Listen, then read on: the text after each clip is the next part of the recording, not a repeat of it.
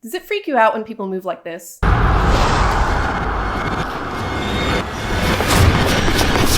Why is that, do you think?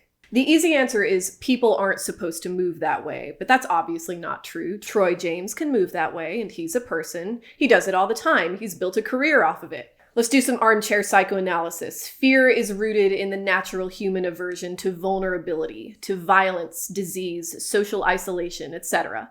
But how are you vulnerable when someone walks toward you upside down? They're the ones whose body is broken, not you. Here's what I think. It's not because it breaks a rule. It's because it breaks all rules, right? This is scary because it disrupts a basic expectation of how the world works. If it's been possible for people to do this the whole time, what else might happen? Have you really been walking on solid ground like you thought? Or did you wander onto thinning ice without noticing? Contortionism is such a horror trope now that to me its consistent ability to startle people is more interesting to me than the actual effect of being startled. Some people are flexible enough to walk funny. Why is it that we're so incapable of just updating our stupid brains to incorporate that fact when we see it? It's the kind of thing that if you watch a lot of horror, you tend to get sick of pretty quickly. It's like the jump scare of performance styles. Contortionism alone does not a good monster make. If you're making a character defined by its physical attributes, then physical attributes have to mean something. Which brings me to Channel Zero. Channel Zero is an anthology show that made 4 seasons of creepypasta adaptations. Season 2 is the best horror I've ever seen on television. Season 4 is not. It kind of falls apart on the back half. But that's okay, because Season 4 is about a clown. Pretzel Jack is a being that lives behind the dream door, a portal accidentally created by Jill, who, unbeknownst to her, has the ability to create physical projections of her subconscious. After moving into a new house, her trust issues, stemming from her father's abandonment of her as a child, are displaced onto her husband, who she suspects of hiding something.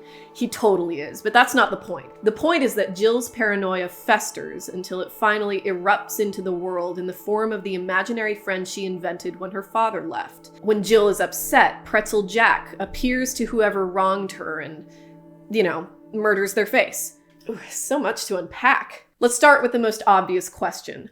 Why a clown? If you've watched my video from a couple years ago about Pennywise, you know I unironically like clowns. I think they're funny and cute. But to get to a place where you can think clowns are funny and cute, you have to simultaneously accept the idea that clowns are meant to be morally ambiguous and a little bit scary. Again, if you want to know more about why this is the case, go watch my Pennywise video. But in short, clowns got their start in early theater, stock characters that were meant to parody the extremes of human emotion before realism became the dominant theater style in the past couple hundred years. Every society with a theater tradition has a clown archetype of some kind, but the clowns that appear in Western pop culture are from the European tradition, and mostly look like one of a few prototypes: sad clown, harlequin, fool. Pretzel Jack takes aspects from all of them.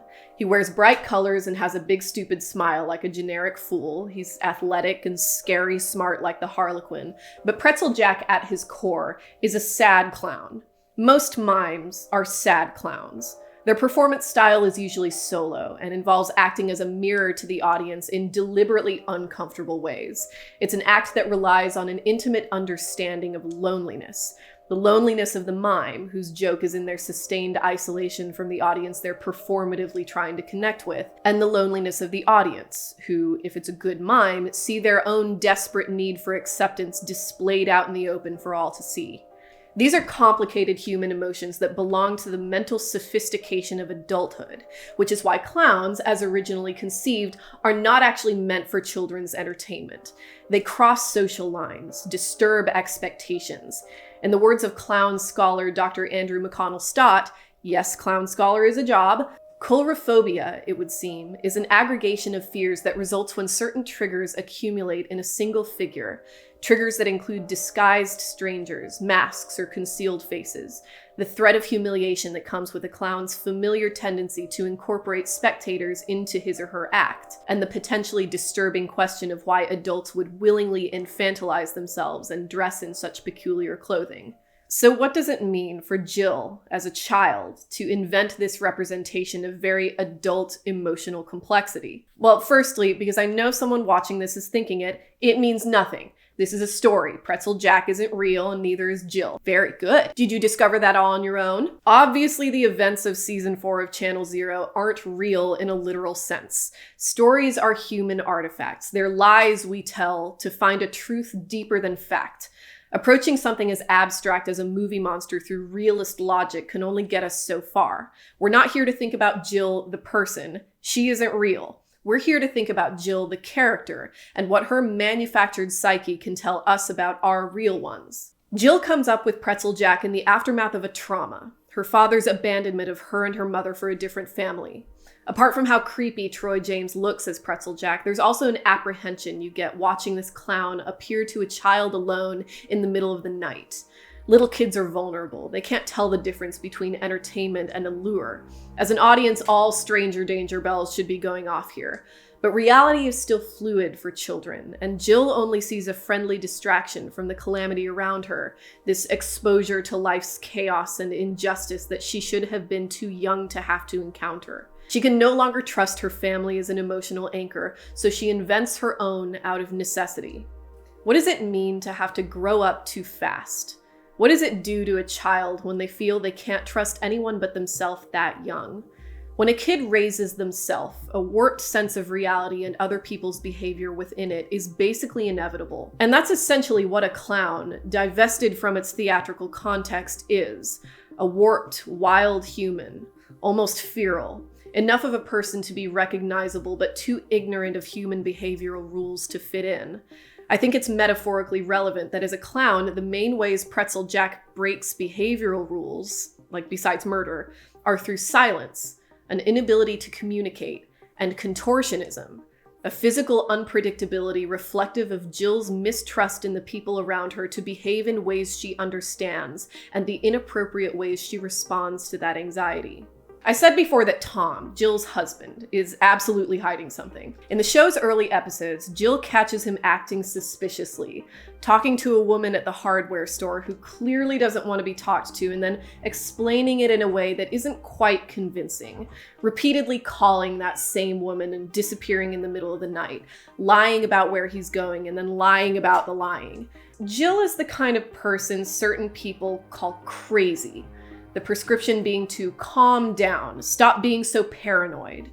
What Tom is hiding is that while he and Jill were briefly split up in the past, he slept with a married woman named Sarah Winters and believes that the baby she had soon after is his. You could call this the B-plot horror of the season. That idea that you couldn't be less crazy if you tried. That all the horrible potentialities you see in the people you're supposed to depend on, that everybody has been telling you to stop being so paranoid about, are true. And everyone knew that, and they've been lying to you this whole time.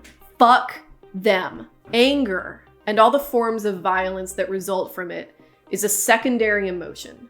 I'm no psychologist, so don't quote me in your research paper or anything, but as far as I can tell from personal experience, there is no such thing as unalloyed rage.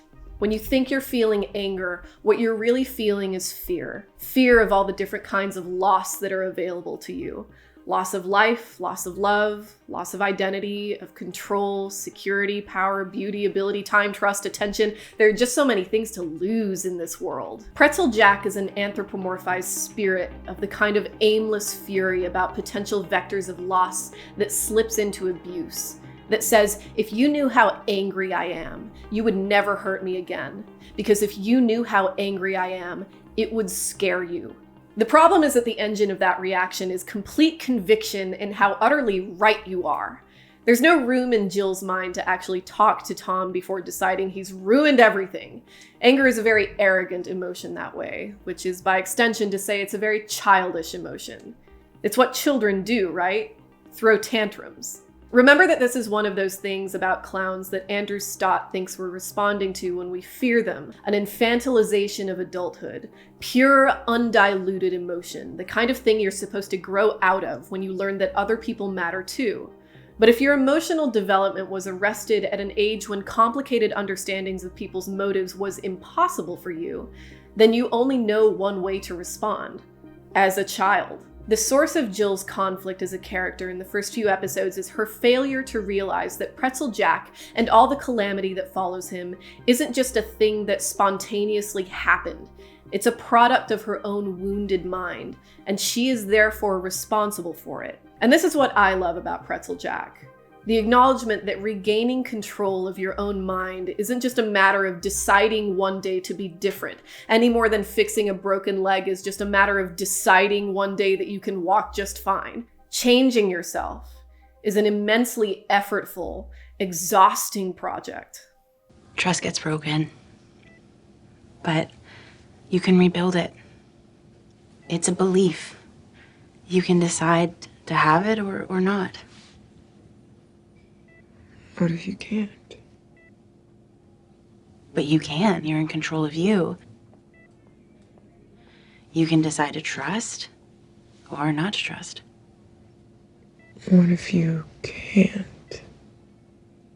If you've been subscribed for a while, you know I tend to upload pretty sporadically. A lot less often than I'd like to. This is the first video I've made in about 5 months, and it might sound a little odd, but the reason for that is that I'm not depressed right now.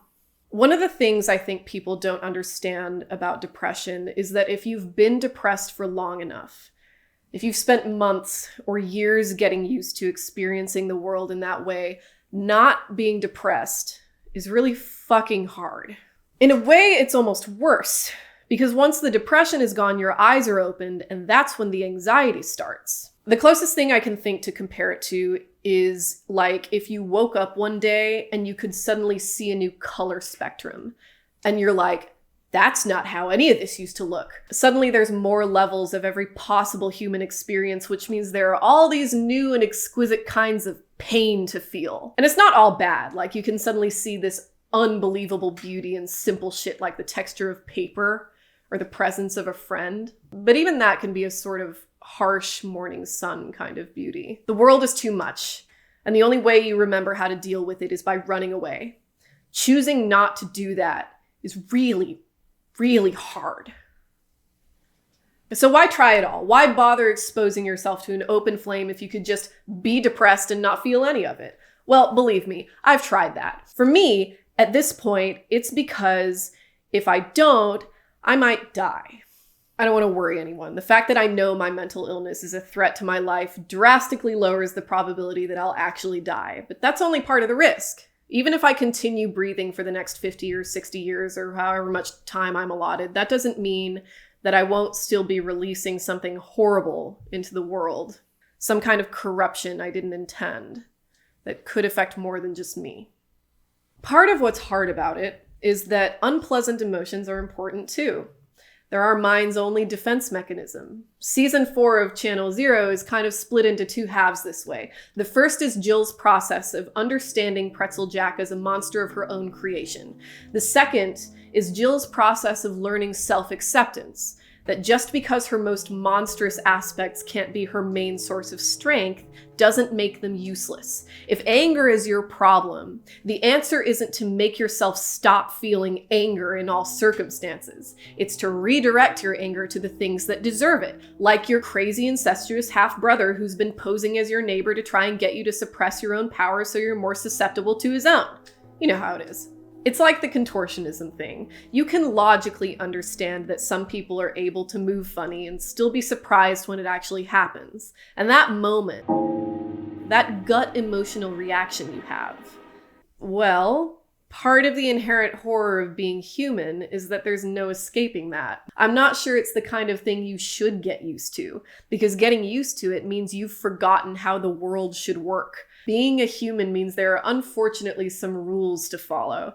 And apparently one of those rules is that you just have to feel shit over and over, forever.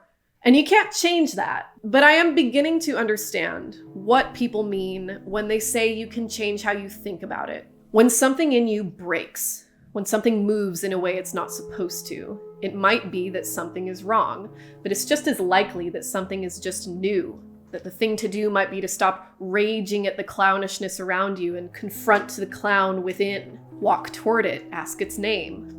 Recognize that being human is painful, ugly, and dangerous for the exact same reasons it can be playful, exciting, and comforting. In the best ways and the worst ways, the clown is all there is.